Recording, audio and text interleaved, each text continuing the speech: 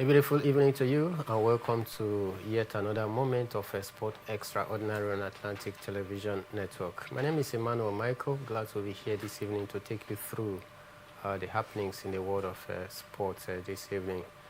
Of course, it is the UEFA Champions League night, and Arsenal will be hoping to continue their impressive start to the UEFA Champions League as they welcome Atletico Madrid. Will do well to serve you some of the results and keep you up to speed with some of the games in the UEFA Champions League that is currently ongoing, because we can also tell you that Barcelona are currently in action and they are leading by 1-0.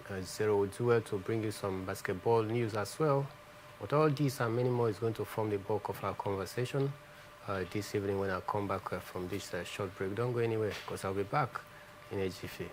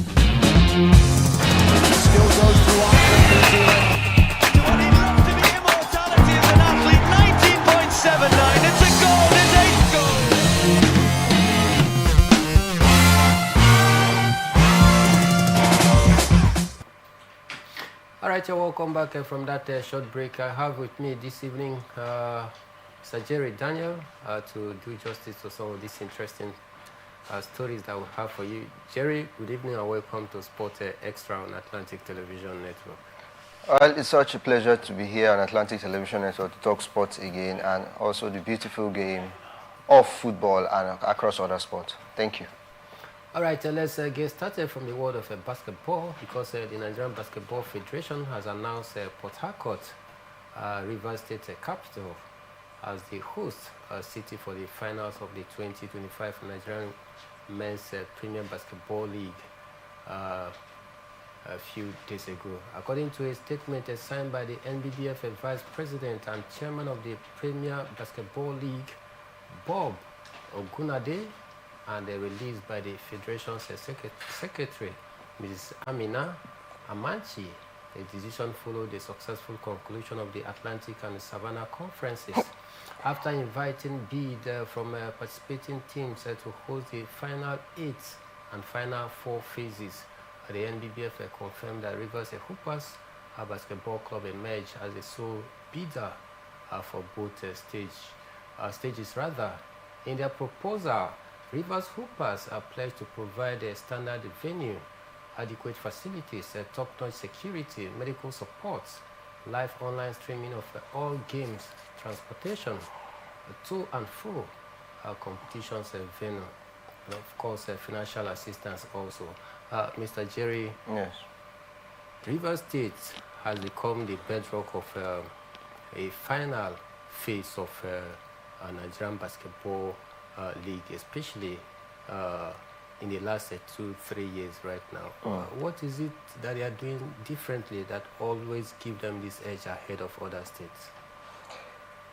Well, it might interest you to know that there are also sporting facilities when it has to do with basketball across other states. But when you talk about Rivers Hoopers, they have actually excelled in different tournaments, have actually gone far in different basketball tournaments. And they have actually seen that this team is a formidable team, being able to also provide a very good facility, also provide security, and also make sure that fans are entertained whenever they come to watch the beautiful game of basketball, and also across different phases of their activity. So definitely why they have been also good, because this is the third time, if I'm not mistaken, they are hosting this one, the final 8 and also the final 4. It's really a good achievement for them, and also spells good for the sport when it has to do with the Rivers Hoopers and in Rivers State. So for me, I really think that Rivers Hoopers have really done well thus far, and build up until this one, they are really showing how resilient they are and how formidable they are, cutting across several tournaments they have participated in. You know, when you participate in a tournament and you actually the expectations of your fans and also of the backroom staff are being met, are being matched up, then you can actually say this team is actually formidable and we are aiming for higher ground. So at this point in time, they are at that higher altitude in which they deserve to be, and much accolade to them. Congratulations to them once more again. Beyond the congratulations, Jerry, I want us to talk more about this Nigerian basketball league. In the female version, there was or there is a consistent sponsor talking about the women basketball league. But the male side, it looks as though they often find it very difficult to get sponsors. What could be the cause of this? Well, to an extent, when you talk about sponsors, it's a very interesting thing that every game, every outfit has a very good sponsor in order to make sure that when they go through tournaments and activities like this, they do them stress-free. At this point in time, lack of sponsorship is largely tied down to the fact that you have not been able to perform creditably well. No one wants to associate with someone who is on the losing end. Everyone wants to associate with someone who is on the winning end. So whenever you're not getting the results you wish to get, you're not aiming high, you don't get up to the ladder, then I think that association with credible folks will elude you at the long run. So they are not getting a sponsor is actually tied down to performance. If they actually perform well, you see people buy into their project, buy into their idea to make sure that this that is for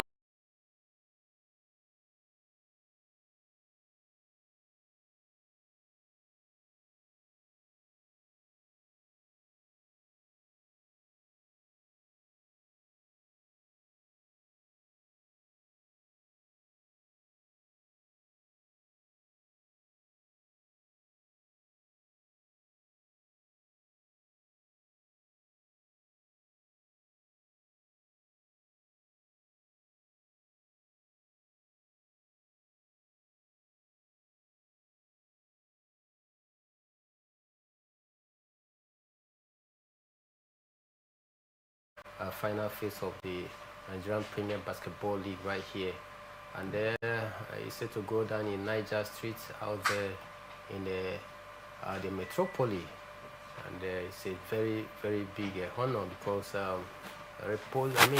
them getting such a trust from the MBBF for the final phase of the Premier Basketball League to be hosted down here in Port Harcourt. It shows that they are doing something good, and they've shown consistency in terms of hosting, other states, other basketball clubs in the past. And of course, their welfare, security, facilities are top notch. And this is why I think they always get the nod, ahead of states like Lagos, Edo, and the rest of the state. We'll see how they can be able to take full advantage of this and, of course, make it a very good one. Well, let's leave the basketball world and talk about football from the home scene. The Kano Pillars have suspended their technical advisor, Evans Ogenyi, and chief coach, Ahmed Garba Yaro. The management of the club took the decision following the Sai Musa Gida's 2-1 defeat to Barao FC in the local derby on Sunday.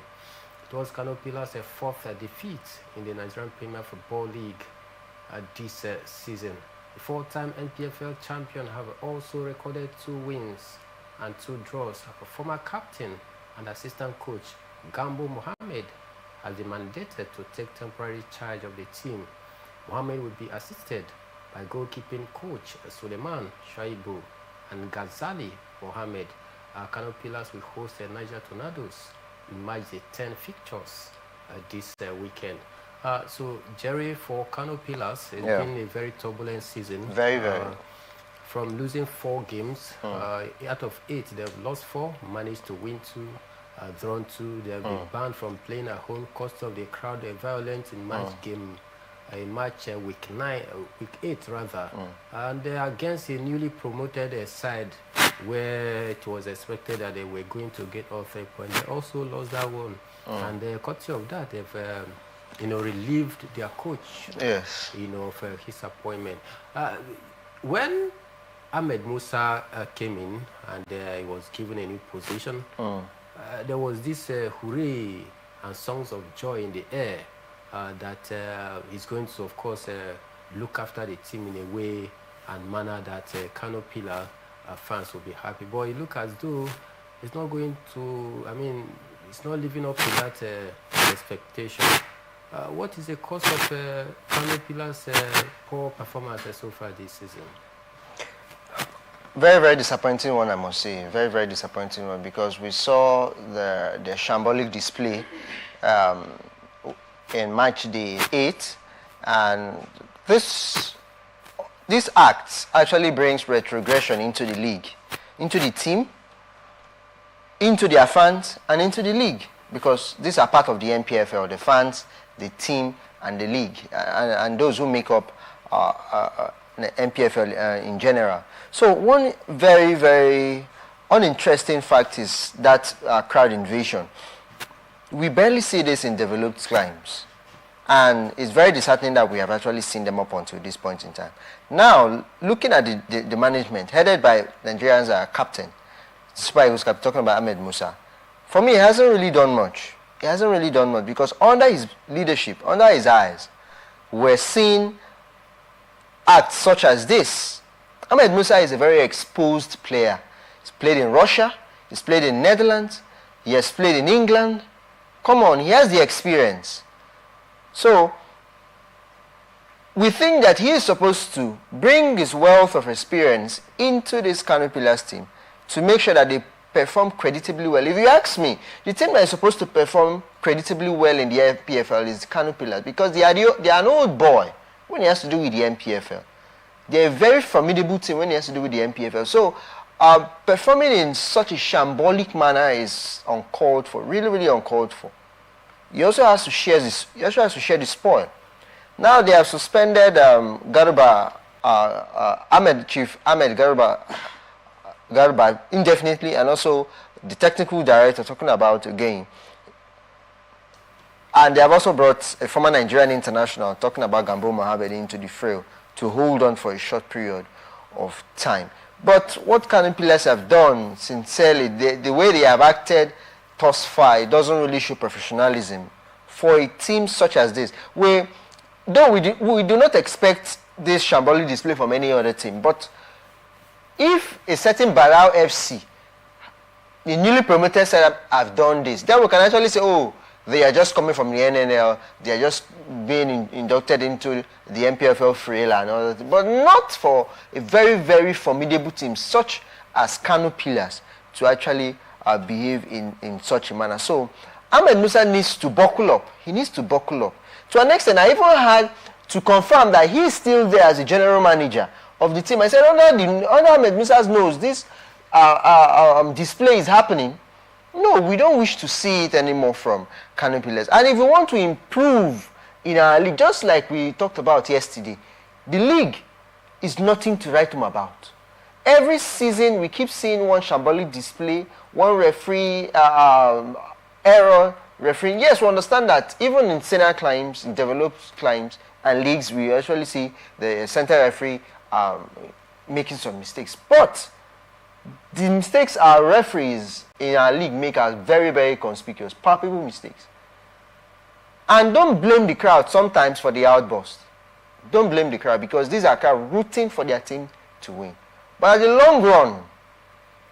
long run, the team needs to be held accountable. So now they're not going to play in front of their home fans because of that invasion, and it's really, really disheartening. At this point in time, we don't wish to see this in our league, so our league can grow. We need a better league, more than what we are seeing now. Watch the South African league, watch the Egyptian league, the Tunisian league. All are European standard.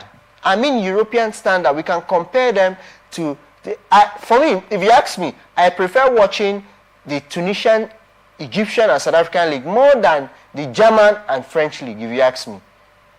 Respect to German and French league. But when it comes to Nigerian league, the quality is bad. The officiating is poor.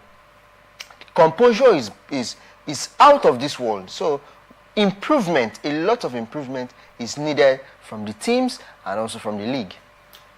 I can tell you that Kano Pillar is currently seated 18th on the log with just 8 points after 8 games played so far. It's been a very difficult start for them in the Nigerian Premier Football League for the year 2025-2026. But then we hope that they can be able to, rediscover their winning magic back on track. We still have so many games before the season comes to an end. Just 8 games played by Kano Pillar out of 38 games so far. Still 30 games to redeem themselves and find their footings, get back to winning ways. But all this is going to happen only if there's a proper organization, and possibly Kano Pillars can get back to winning ways.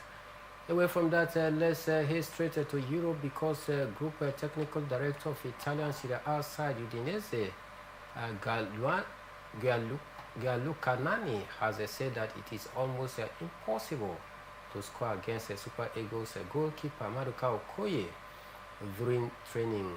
According to him, it was for this reason that the goalkeeper was immediately restored to the starting lineup for Monday's evening's Serie A encounter against Cremonese after his suspension. Okoye was suspended for 2 months over betting issues, with the former Watford man missing 6 games of the Italian Serie A so far. So we discussed about this, Jerry, in our sister station on Wish 99.5 FM. We're trying to say, if you take a look at how Maduka Okoye was so impressive in that game yesterday against Cremonese, and for a player that have been away from the team because of a suspension, missed 6 of the first opening games in the Italian Serie A, still came back and still performing at the highest level, did some impressive saves yesterday. My question here, is it time for Maduka Okoye to be called back into the Super Eagles? At this point in time, we have not solved our goalkeeping problems in the Super Eagles. And if you ask me, I'll tell you that Maduka Okoye needs to be recalled into the Super Eagles squad. Just like I said earlier, we have not solved that problem at all. Yes, Stanley Wabale is our first choice goalkeeper, scouted by the former manager, talking about Jose Pesero. And he has been in between the sticks, being the #1 goalkeeper up until this point in time. For me, I don't think there's anyone to rival Stanley Wabale. That's why we have not seen this high level of professionalism from Stanley Wabale. So there are some cheap mistakes Stanley Wabale makes in between the stakes. And he needs to improve. He needs to improve, if you ask me. We saw that display against Lesotho when we considered that lone goal, that 1 goal against Lesotho. and that was actually his error. Fortunately enough, we have not met a very formidable opponent that will capitalize on the mistakes of Stanley Nwabali. If we play teams like, I don't want to even mention the likes of Spain, I want to mention the likes of Denmark, respect to them, Sweden, Norway, I will tell you that they will certainly capitalize 100% and make good use of those mistakes of Stanley Nwabali. Then when we meet the big boys, the Argentines of this world, the Brazilians, the French, the Germans of this world, the Englishmen, then what have we? What have we? Also, on the second hand, when we talk about experience, that's where we need to introduce Maduka Okoye. This dude is in Italy, playing in the Serie A against the likes of Napoli, AC Milan, Juventus, and a whole lot of them. So experience counts. And when you look at it yesterday, he has been out for 2 months. And after returning back to the team, immediately he was introduced into it. That's to tell you confidence from Gianluca Nani. That's to tell you confidence. They have reposed on him, and he has been able to tell them, yes, I deserve this starting spot when it has to do with the goalkeeping department in Udinese. So come on, look at it. Let's look at it, sport fans out there. Let's look at it, because it is a very, it is a small bone in the neck of Super Eagles and Nigeria in general that we have not solved up until 2015 when Vincent Nyama hanged up his boot for the Super Eagles. Up until this point in time, this is a decade, we have not been able to solve the goalkeeping issues. Come on. And we have a certain Maduka Okoye. Let's give him that chance. Build it up into the playoff against Gabon. Give him a chance. Meanwhile, Nani, who spoke to newsmen, said that the Nigerian had been in outstanding form during training so far. So you are saying that a chance should be given to Maduka Okoye, yes, as the #1 goalkeeper for the Super Eagles because yes, of the mistakes of Stanley Nwabali. Would that not be a very big risk to take at this point where the Super Eagles are about to head into the African playoff for the World Cup? It's not a risk at all. It's not a risk. Did Udinese talk about the risk when introducing him against Cremonese that they needed to win? No, let's look at it. Yes, we need to win Gabon and also go on to the world stage and win whichever opponent we will go and face. So at this point in time, Stanley Nwabali's mistakes is costing us a lot. I can tell you. We're supposed to win that game against Lesotho, clean sheet. Against Benin Republic, we put up a spectacular show. Kudos to the Galatasaray forward, talking about Victor Osimhen. One thing that has saved Stanley Nwabali is the fact that we have had a very good defense line. The Semi Ajayi, the Calvin Bassis, the William Trostekong, spectacular display by them. If we had the shaky defense, then you will know who Stanley Nwabali is. Respect to him, but we need to introduce Okoye into the Super Eagles as quick and as soon as possible. All right, we'll see how this one is going to happen, because Eric Chow is the man that will call the final shots regarding that motion. I'll call it a motion as moved by Jerry right here this evening, that Maduka Okoye should, of course, take the place of Chief Stanley Nwabali. But like I said earlier, this could be very dangerous at this point in time where the Super Eagles are about to head into the World Cup playoff. Will it not be a very big risk for the #1 to be dropped, and Maduka Okoye taking up the #1 spot in the goalkeeping department for the Super Eagles? Wait and see. Like I said, Eric Chow is the man who will definitely call the final shot if I think that is going to happen. Until then, it's still a motion that have been moved, by Jerry Daniel. But for me, I'm not supporting that motion at all this evening. But then let's talk about Liverpool, because former Liverpool manager Jurgen Klopp has dropped a big hint that he could return to the Premier League. The German has, however, insisted that he does not miss coaching. Klopp left Anfield after 9 years in the summer of 2024. The 58-year-old who was replaced by Anslot cited fatigue as being one of the main reasons why he walked away from the dugout. He now works as a global head of soccer for Red Bull. Quizzed by the Diary of a CEO podcast on what his future looks like, Jurgen Klopp said that, I quote, "I said I will never coach a team in England again, but that means if it's Liverpool, theoretically, it is possible."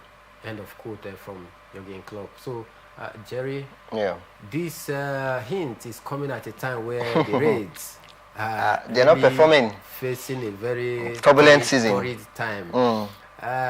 Do you see Anslot coming back to Liverpool anytime soon? Maybe 2 or a year at a time? It's too early to say. Too early to say.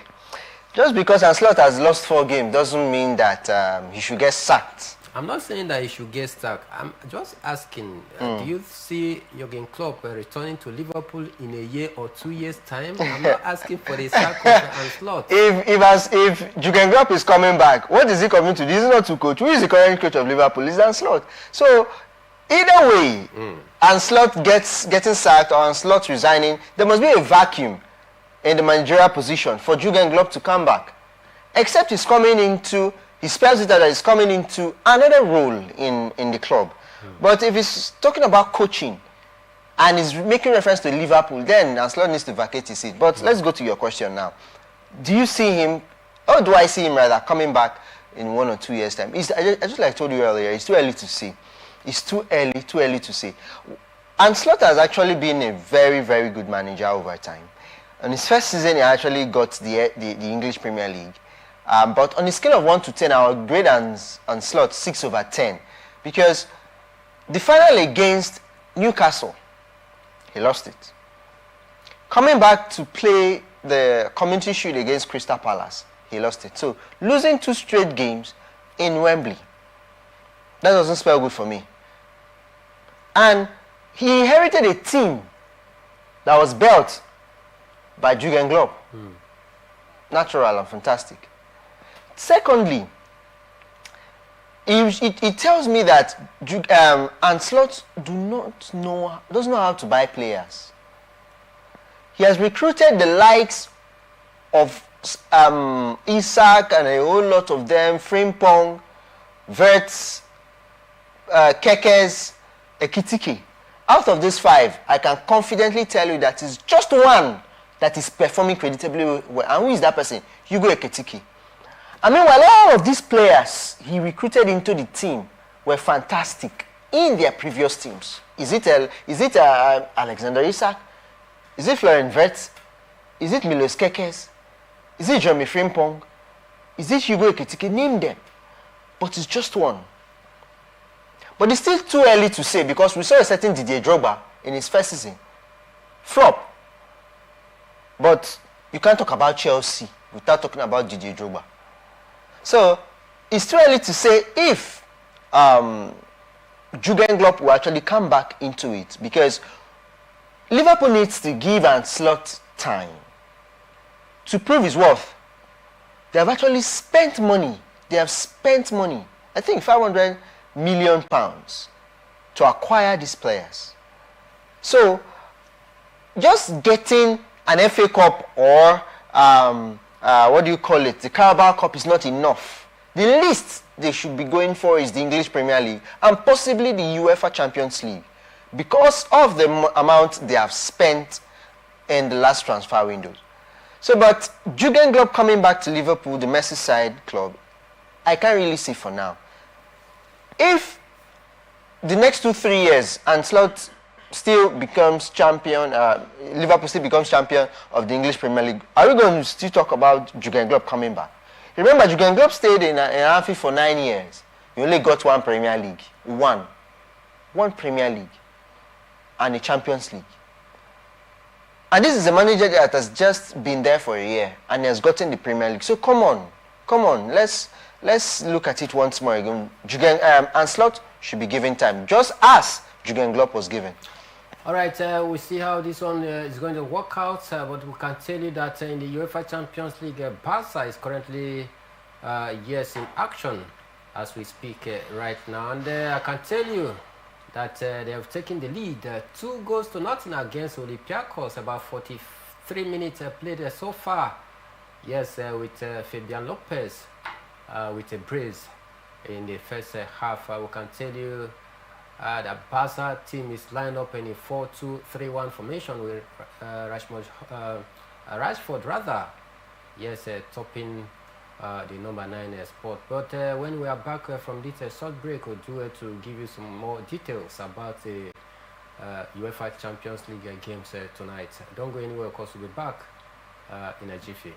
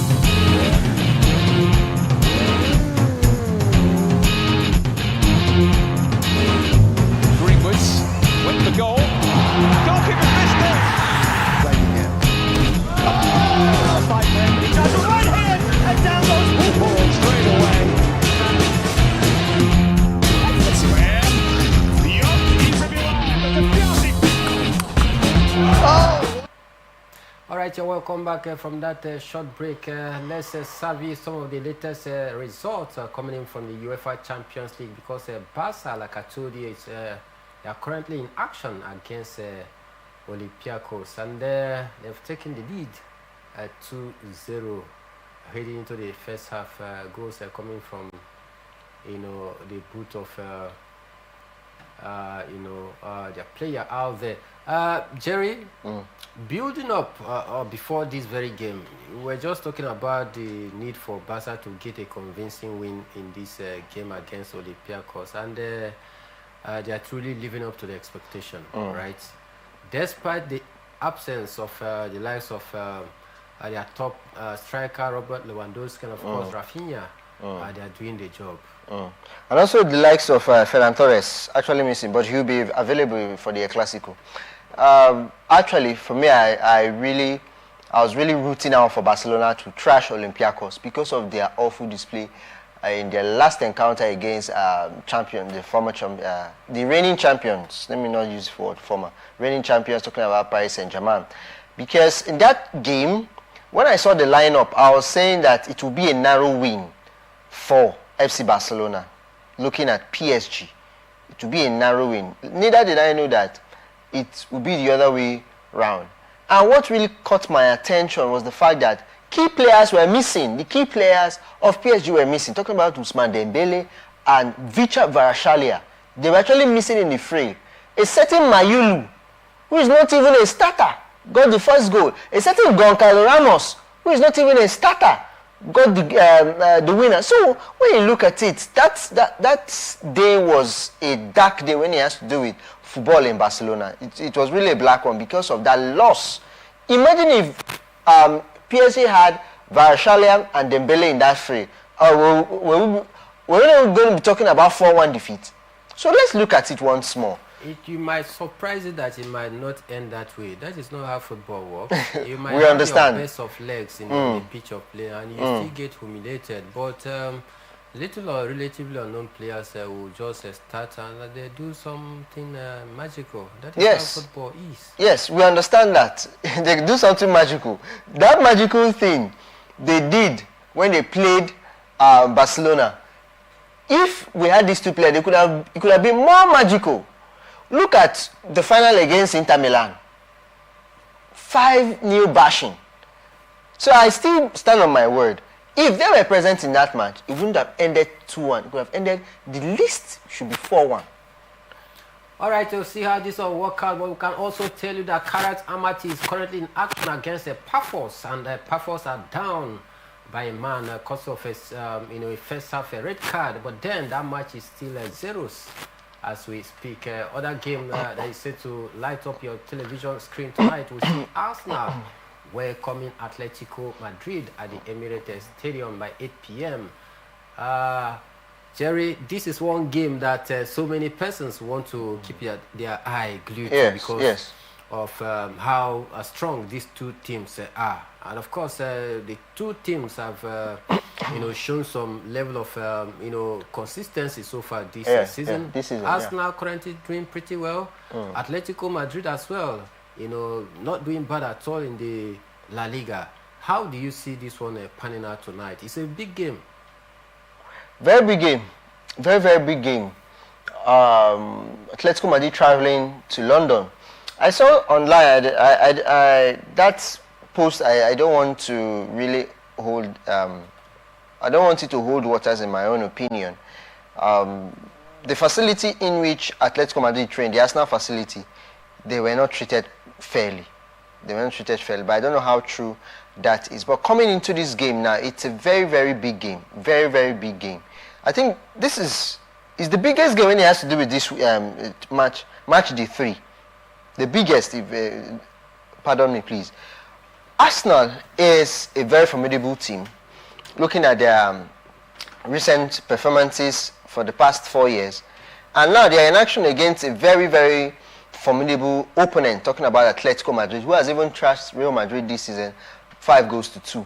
So when we look at this loggerhead clash against a very formidable side called Arsenal, we actually understand one thing.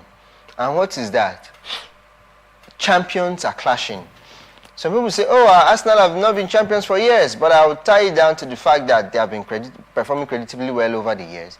And to an extent, they are actually rooting for the EPL come this season. So, very strong clash. Arsenal got a win against Bilbao in the first leg. In the second leg, they got a win. And now they are also facing Spanish opponents. I don't know if they are good in beating Spanish opponents, if you ask me, but this time around, I see the pendulum swinging to the Gunners. But do not forget, Atletico Madrid can also steal the day because they have also recruited players too. A certain Julian Alvarez, a certain Solot is still there, fire from all cylinders. We saw the smashing in which they did to Real Madrid some weeks back, and they can actually put up that fine show against the Gunners if they are not very careful. So let's see how it pans out. Crucial match, crucial game, and in the Emirates it will be buzzing. But I'm rooting for Atletico Madrid. Don't ask me why. We can tell you that the Gunners will be hoping to gun down Atletico Madrid tonight with bullets in their gun. Can they do that, or you think Atletico Madrid has what it takes to absorb those pressures tonight? So just wait and see. Just a few minutes time, that game will light up our television screen by 8 p.m.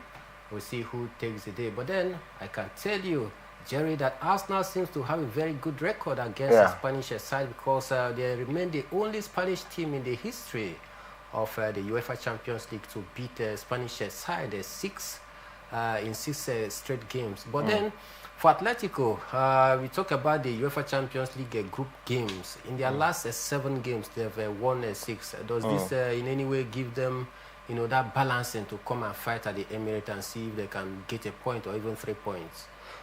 Yes, it gives them. It gives them. When you look at your track record and how well you have performed, it sends a big wave of confidence into your mind that, yes, if we have been able to do it that time, we can perform very, very well moving into this season, moving into the next game against this sort of opponent. And when you have performed in such a manner, it's just like in your DNA, it's embedded in your DNA that, yes, we should get a win against this opponent any day, anytime. Come rain, come shine, we should be able to get the positive result. So, coming into this one, I see Atletico Madrid still in the day, sincerely. All right, it's going to be a very crucial game tonight, one that Jerry is not too certain, because I heard him saying that Arsenal is going to win, and now he's changing his thoughts because of this. I just need to change my thoughts, because when you look, I just remember how Atletico Madrid have launched into the new season with star players such as Julian Alvarez firing. Brother, I had to change it too, because it's not going to be an easy ride for Arsenal at all. All right, we see how this one pans out tonight, 8 p.m. In other game, we'll see Bayern Leverkusen welcome Paris Saint-Germain, the defending champion, 8 p.m. as well. FC Copenhagen welcome Borussia Dortmund. At the same time, Newcastle United. We hope to unite so as to disunite Benfica by 8 p.m. as well. PSV and Oven welcome Napoli, while Union St. Galois will also play host to Inter Milan. Villarreal welcome Manchester City. This should be another tricky tie. Villarreal, they are very technical side. Very technical. Manchester City, they are not that convincing yet, but then they are just finding a way to, get the result. Gather their pieces, yes. Villarreal actually played a 2-2 draw against the old ladies, talking about Juventus.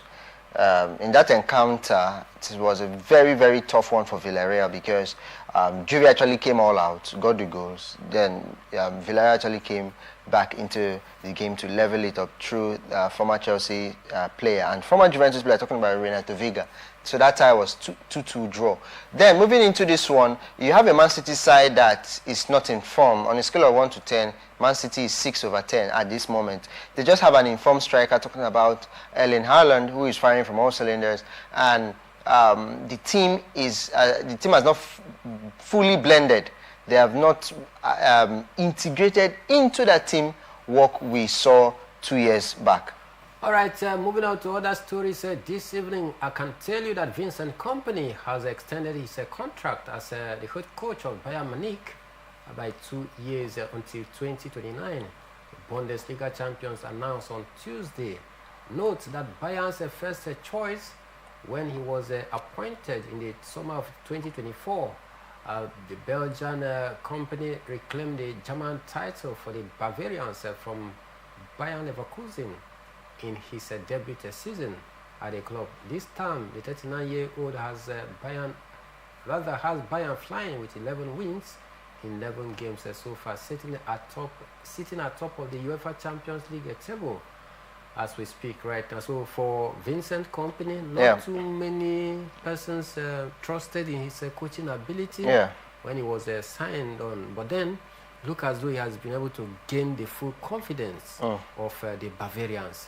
He has extended his contract. How will you assess his performances thus far for the Bavarians? I did not really see this coming. Sincerely, if you ask me, I really thought that Vincent Kompany would just be in Bayern Munich for a year or two, looking at the profile he has carried thus far. But come to think of it, a very good player, a very good manager also, but too hasty to say a very good manager, because we have just seen him coach Burnley and brought Burnley back into the English Premier League. Very fantastic display, and we saw that happen some seasons back. And after that, we saw him recruited in order to take over managerial duties in Bayern Munich. In his first season, he actually got the Bundesliga. In his second season, he has actually played all the games he has played. He has gotten 20. He has played 7 games, maximum points. 7 games, maximum points. This shows you how good he is, and bringing out the best from Harry Kane, a very formidable manager at that. Still talking about how good the coach is, we can also tell you that Nottingham Forest have appointed Sean Dyche as their new head coach on a deal until 2027. The Premier League club announced on Tuesday a 54-year-old former Burnley and Everton boss has replaced Ange Postecoglou after the Australian was sacked on Saturday following just 40 days in charge at the City ground. Dyche, a Forest trainee under celebrated manager Brian Clough, becomes the club's third boss this season in what is his first job since leaving Everton at the start of this year. So for Sean Dyche, another appointment for him. 3 coaches within this season alone for Nottingham Forest. Is this the right way to go? Nottingham Forest actually made a mistake from the onset, firing Nuno Espirito Santo. I don't know, is it the fact that Evangelos Marinakis had some temperamental issues and couldn't control his temperament? That's what led to the firing of Nuno. Come on, let's look at it. Espirito Santo was the best manager they ever had over the years. I mean, over the years. After the sacking of Steve Cooper in 2023, and Steve Cooper just lasted for 2 years. So I didn't know with the attitude or habit of sacking coaches just like Chelsea. Yes, they understand they need the result. But we saw a certain Nottingham Forest under Nuno Espirito Santo staying in the 3rd position for quite a while. And Nottingham Forest are still enjoying the labor of Espirito Santo, being in Europe up until this point in time. So come on, let's look at it. We understand that Ange Postecoglou did not do well in his 39 days reign in Nottingham Forest, in the City ground. Now they have introduced Sean Dyche into the frail. Homecoming for Sean Dyche, real homecoming. And I do believe that he will do better. We believe that Sean Dyche is going to do better, but then it's beyond the belief. It's about getting results. That is what coaching is all about. But then the only factor here is, will the owner, Marinakis, give him the chance for him to, conduct his own coaching activity without interfering, because these are some of the issues that led to the parting of ways of their former coach. Talking about Nuno Espirito Santo, he's too overbearing, and this was a problem. And for Ange Postecoglou, a man had a very poor 40 or 39 days stint at Nottingham Forest. But Sean Dyche, yes, he did pretty well in Everton. Yeah, not that well compared to what he did for Burnley. Is he the man that can be able to bring back the fire at the Nottingham Forest? We'll just wait and see, as he has been given the full responsibility, as he has been appointed as the coach of Nottingham Forest, making him the 3rd coach so far this season for the Forest side. Still talking about coaches, the Swedish Football Association said on Monday that the ex-Chelsea manager Graham Potter has been appointed national team coach after John Dahl Thomason was sacked last week following 3 straight losses in the World Cup qualifying games. Sweden terminated the contract of their former coach, and then appointed Graham Potter rather. So for Graham Potter, he's back to work right now. But with the way the Swedish national team is going, it is still yet under probability if they are going to qualify for the World Cup. So the contract that was given to him is based or tied on the fact that if they qualify, then they are going to, of course, renew that contract to take them to the World Cup. But then, do you think that Graham Potter is the right coach for Sweden? Too difficult to say at this moment. Too difficult to say. Graham Potter did well in Brighton and Hove Albion, that's for sure. We saw him coming to Chelsea, he wasn't able to perform well. We saw him go to West Ham, and he wasn't able to perform well. Now he is being hired on interim basis for the Swedish national team. Let's see how that pans out, because it's a short one and it has a clause to it. Yes, he may as well qualify Sweden for the World Cup in 2026, but not just qualification. Are you going to perform pretty well? We understand that this Swedish team has the likes of Victor Gyökeres and a certain Alexander Isak, and a host of some players to mention, talented players. So for me, I was thinking they have already qualified, but they still have a game or two in hand to get into the group stages of the World Cup in 2026. So very huge task for Graham Potter, very, very huge task for him. And I wish he goes through that and we want to see Sweden in the group stages of the World Cup in 2026. All right, we can tell you that, yes, Olympiacos has pulled one back in their game against Barca, and the game is now 2-1, still in favor of the Catalan giants, talking about Barcelona. But this is where we drop the anchor for this evening edition of the show. When we make a return tomorrow morning for Sport Talk, we do it to bring you all the results of all the UEFA Champions League matches tonight. But then, before we leave, our sport extraordinaire for today goes to no other person than Fabian Lopez, who has scored 2 goals so far in the first night of today's UEFA Champions League games. I did a show this evening alongside Jerry Daniel. My name is Emmanuel Michael, the Prime Minister of the Airways, and we are saying have a very beautiful evening. Point to end it on. So now this is when they're at their best. And when they're